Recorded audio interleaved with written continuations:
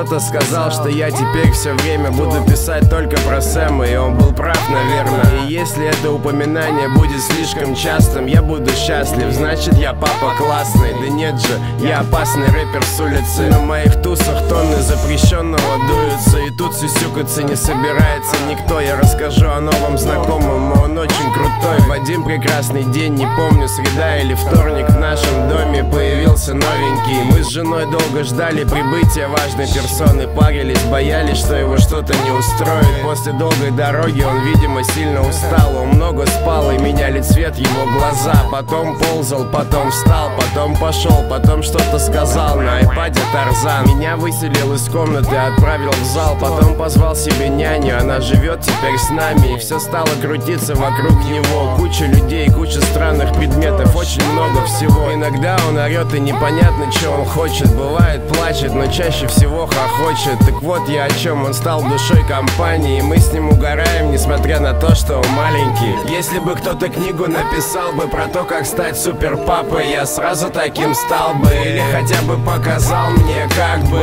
Но мы с Сэмом решим все сами, пойми. Если бы кто-то книгу написал бы про то, как стать супер папой, я сразу таким стал бы. Или хотя бы показал мне, как бы. Но мы с Сэмом решим все сами, пойми. Честно говоря, очень сложно писать об этом, обо всем. Я ведь никогда не представлял себя отцом. И если бы лет 5 назад кто-нибудь мне сказал, что у меня будет жена и ребенок, плюнул бы ему в лицо. Но в конце концов все так и срослось. Я радуюсь жизни рядом с этим сорванцом. И когда он поднимает меня с утра, я рад. И пофиг, что я не спал, за окном дождь или жара. По-моему, сейчас кому-то будет та-та-та, если этот кто-то будет продолжать вести себя так. Сейчас ты бабахнешься, и будет такое бобо. Будешь делать и пойдешь гулять на лос. Сделай маме оба-оба, и иди ням-ням. Потом куп-куп на и отнеси это няне. Зачем бить мальчиков на улице? Ты ведь не хулиган, отдай маме помаду. Ты, по-моему, не ляля. Я в полном восторге от этого ребенка. И в отличие от многих, я никогда не менял пеленки. Я вспоминаю, как я рос без отца, и хочу, чтобы все от жизни брал этот пацан.